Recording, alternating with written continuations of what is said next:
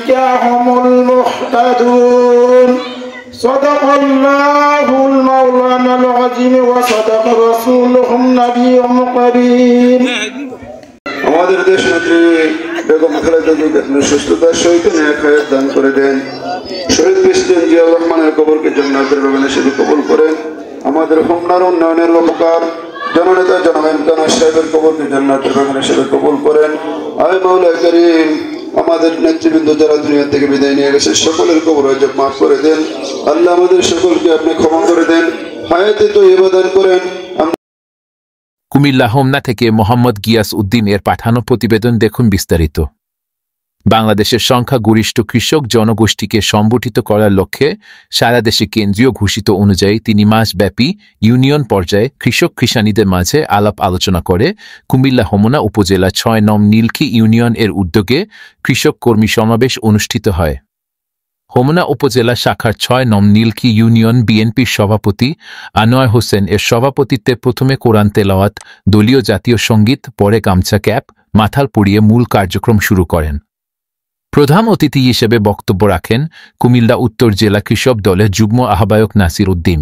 এছাড়াও কুমিল্লা উত্তর জেলা কৃষক দলের যুগ্ম আহ্বায়ক মোহাম্মদ জসিম উদ্দিন, যুগ্ম আহ্বায়ক মোহাম্মদ আব্দুল মান্নান, যুগ্ম আহ্বায়ক মোহাম্মদ মুফিজুল ইসলাম, আবু ইউসুফ, নীলক্ষী ইউনিয়ন সাবেক চেয়ারম্যান ও উপজেলা বিএনপির যুগ্ম আহ্বায়ক শামসু উদ্দিন, নীলক্ষী ইউনিয়ন বিএনপি সাধারণ সম্পাদক মোহাম্মদ নজরুল ইসলাম সহ সাধারণ সম্পাদক ইমাম হোসেন সহ বিএনপির অঙ্গ সংগঠনের কৃষক দলের কর্মী সমাবেশে অসংখ্য নেতাকর্মী উপস্থিত ছিলেন।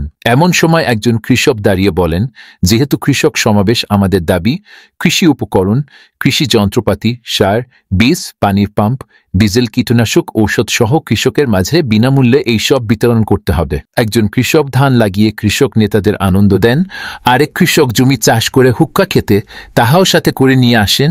সবাই হাতে করতালি মাধ্যমে তাদেরকে স্বাগত জানান। কৃষক দলের উপজেলা সভাপতি জহিরুল ইসলাম জগলুর বলেন, কেন্দ্রীয় নির্দেশ কৃষকের কি কি সুযোগ সুবিধা দেওয়া যেতে পারে এগুলো আপনাদের সাথে আলাপ আলোচনা করে এই রিপোর্টগুলো আবার আমাদের কেন্দ্রে পাঠাতে হয়। আপনারা যে সমস্যাগুলো তুলে ধরেছেন, আমাদের বিএনপি সিনিয়র চেয়ারম্যান জনাব তারেক রহমান সাহেব 31 দফা যে কর্মসূচি হাতে নিয়েছে এর ভিতরে আপনাদের চাহিদাগুলো রয়েছে। সামনে যদি বিএনপি ক্ষমতায় আসে তাহলে সবচেয়ে বেশি গুরুত্ব পাবে কৃষিখাত। বিএনপি ক্ষমতায় গেলে অবশ্যই একজন কৃষি মন্ত্রী থাকবেন।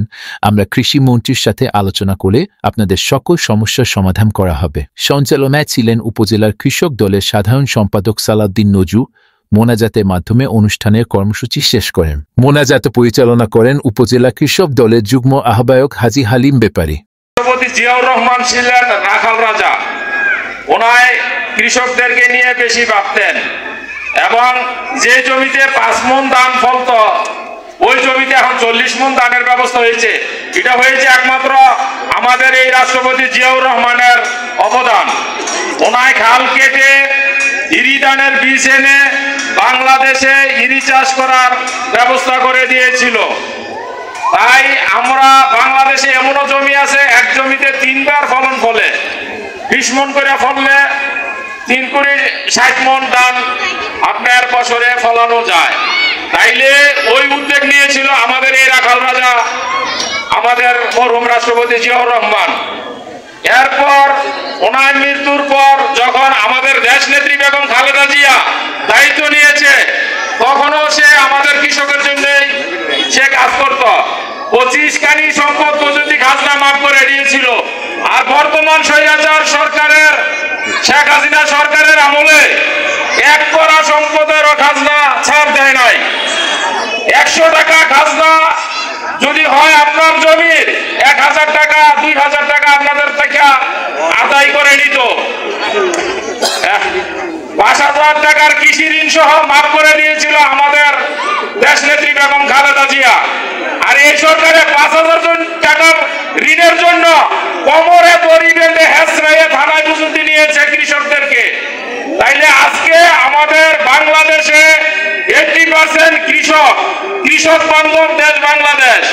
এই কৃষকের আমরা আমাদের রাষ্ট্রপতি জিয়াউর রহমানের স্লোগান ছিল কি, যে দেশ বাঁচাও কৃষক বাঁচাও, কৃষক বাঁচলে দেশ বাঁচবে।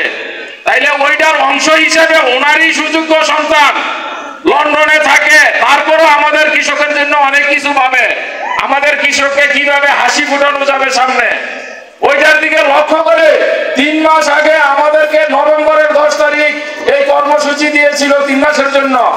ওই কর্মসূচির অংশ হিসাবে আজকে আমরা এই নীলুকি 6 নং ইউনিয়নে আমরা এই কৃষক সমাবেশ করেছি।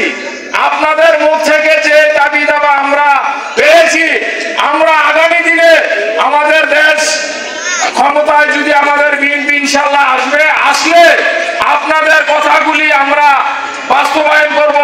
সার, বীজ, কীটনাশক এবং পানির খরচ যেন কমে, যে দাবিগুলো আপনারা আমাদেরকে দিয়েছেন আমরা এগুলো নোট করে নিয়েছি। আমরা এইগুলা কেন্দ্রে পৌঁছাই দিব এবং কেন্দ্র থেকে আপনাদের জন্য এই ব্যবস্থা নেওয়া হবে। এই ব্যবস্থা নিতে গেলে আপনারা আগামী দিনে আমাদের অধ্যক্ষ সেলিম মিয়ার হাতকে ভোট দিয়ে শক্তিশালী করলে এবং যদি আমাদের সরকার গঠন করে, আমাদের বিএনপি যদি সরকার গঠন করে, তাইলে আমরা আপনাদের দাবি দাবাগুলা পূরণ করতে পারবো। আসলে কৃষকেরা মাথার ঘাম পায়ে ফেলে আমাদেরকে যে আহার যোগান দেয়, আমরা যেটা ঘরে বসে খেতে পাই, তার জন্য কিন্তু কৃষকদের উপর কি সবচেয়ে বেশি, যদি আমরা ভালোবাসি তাহলে কি বাংলাদেশের উন্নয়ন হবে, কৃষি ফলন ভালো হবে। সুতরাং কৃষকদেরকে ঘৃণা করা যাবে না। আমাদের প্রিয় নেতৃবৃন্দ, উত্তর জেলার নেতৃবৃন্দরা আশ্বাস দিয়েছেন আগামীতে যদি বাংলাদেশ জাতীয়তাবাদী দল ক্ষমতায় আসে, ইনশাআল্লাহ কৃষকদের জন্য এবং সার, যে কৃষিকাজের যে সরঞ্জাম লাগে আমরা আপনাদের সহযোগিতা করবেন। আমাদের এই ইউনিয়নকে যেন আমরা ঢেলে গুছিয়ে সাজাতে পারি, বাংলাদেশ জাতীয়তাবাদী দলের শক্তিকে আরো যেন এগিয়ে নিতে পারি। আমাদের উপর যে হোমনাথ সম্মানিত সভাপতি জনাব মহিউদ্দিন সাহেব, সাধারণ সম্পাদক জনাব পিপি মুকুল সাহেব আমাদের উপর যে আস্থা এবং বিশ্বাস রেখে আমাদেরকে যে দায়িত্ব দিয়েছেন, আমরা যেন নীলকি ইউনিয়নে ইনশাআল্লাহ প্রত্যেকটা ঘরে ঘরে জাতীয়তাবাদী শক্তির সেবা আপনাদের কাছে পৌঁছে দিতে পারি, সেই লক্ষ্যে আমাদেরকে আপনারা সহযোগিতা করবেন। এবং যারা কৃষক দলের নেতৃবৃন্দ আছেন এবং নেতৃবৃন্দরা আসবেন, আপনারা অবশ্যই মাথায় রাখবেন আপনাদের ফাদার সংগঠন হিসেবে আমাদের দিক নির্দেশনা নিয়ে আপনারা এগিয়ে যাবেন। সেই লক্ষ্যে আমি 6 নং নীলকি ইউনিয়নের সভাপতি হিসেবে আপনাদেরকে সর্বোচ্চ সহযোগিতা করবো ইনশাআল্লাহ।